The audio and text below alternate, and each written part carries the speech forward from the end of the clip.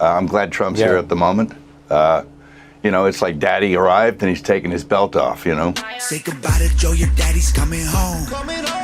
I mean, when Americans see deportations or repatriations happen, they're going to be like, thank you. Daddy's back. There has to be a point at which dad comes home.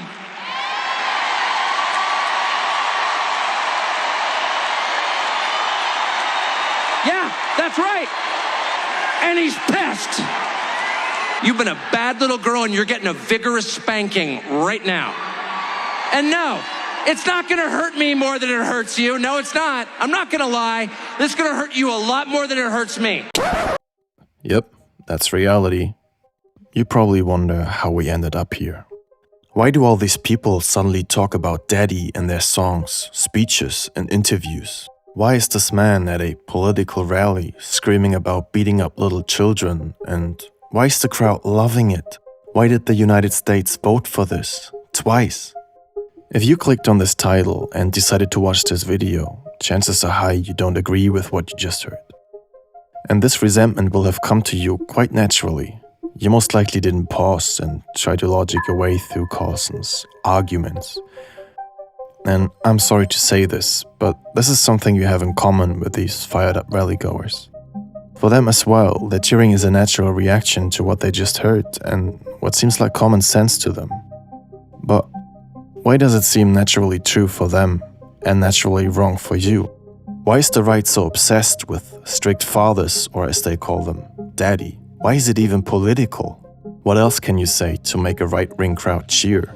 And most importantly, how is all of this connected?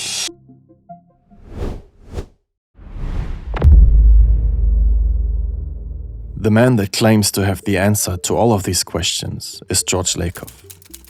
Home in the field of cognitive linguistics, he laid out a theory on American politics in his book, Moral Politics: How Liberals and Conservatives Think, which was first released in 1996.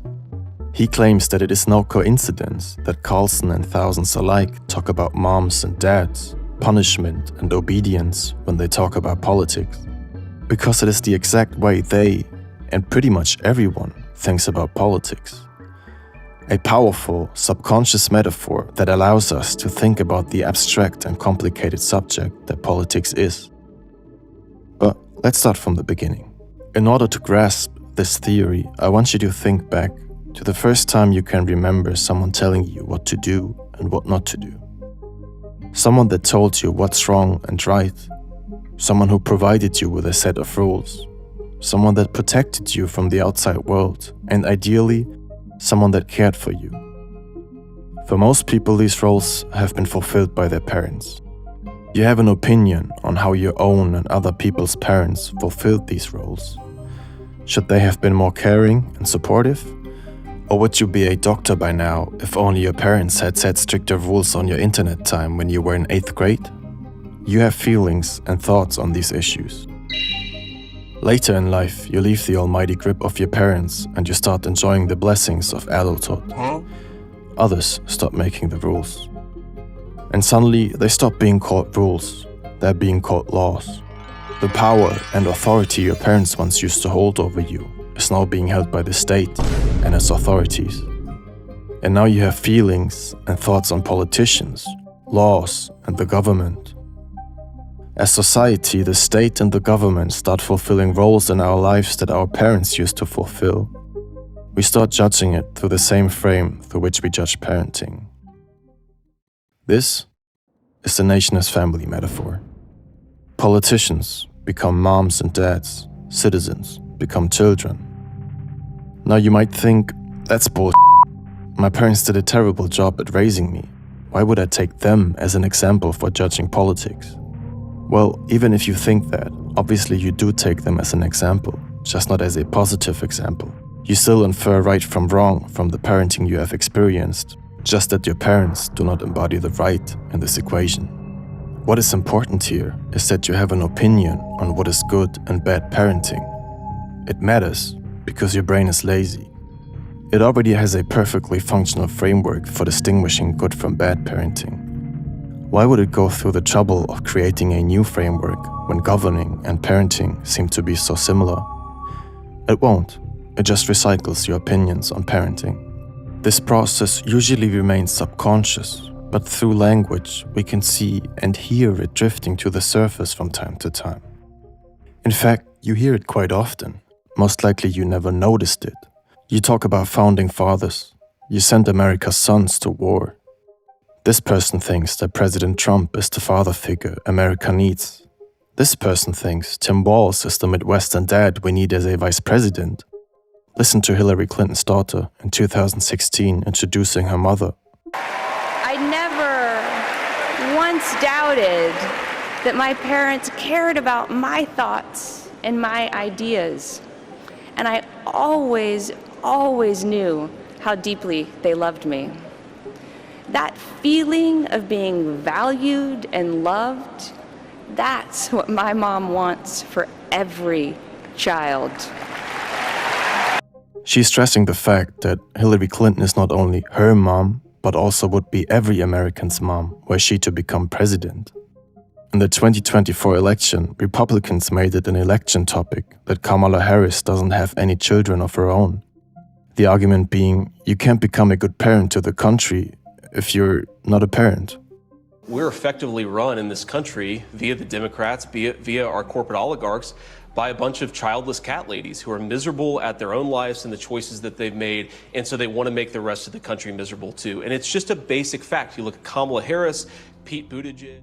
Now think back to Tucker Carlson's speech you saw in the beginning. It already makes a little bit more sense to you, I hope, why he's talking about dad coming home and beating his children.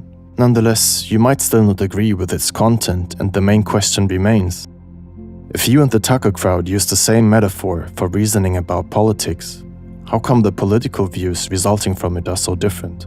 Lakoff says it is because your views on moral parenting are so different. And with these views comes a set of world beliefs that determine what you think is morally right and wrong.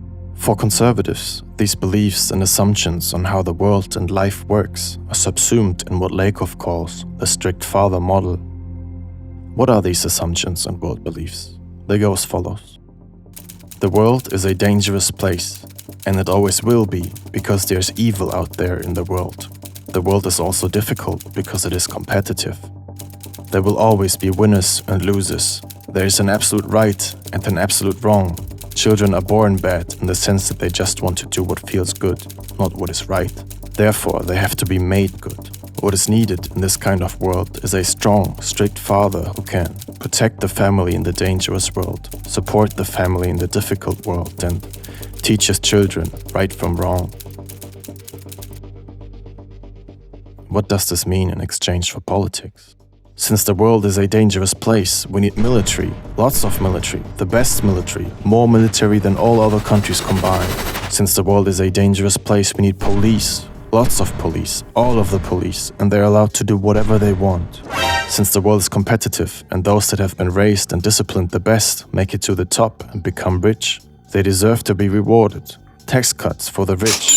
Since the world is competitive, and those that haven't been raised and disciplined enough end up at the bottom, they shouldn't be rewarded with welfare. If anything, they should be punished and disciplined into becoming better people. Welfare cuts, no universal healthcare, no social programs. Since there is an absolute right and wrong, there's not really such a thing as a rehabilitated criminal. You're either good or evil.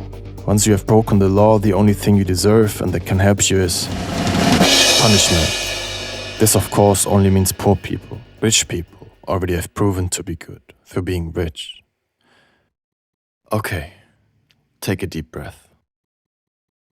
Now think back, one last time, to the people talking about Daddy in the beginning of this video. It should no longer be unexplainable or a sheer display of insanity. Instead, it becomes a vivid example of a subconscious metaphor stepping into the realm of consciousness, showing how one can talk about moral and political beliefs without losing a word on politics. When Carlson talks about misbehaving children, he's talking about the poor, migrants, and women. When he says dad, he's talking about rich, white men like himself. And when he says that dad needs to come home, he's talking about violently restoring a societal order that he thinks has been contested. This is why the right keeps talking about daddy and beating up children.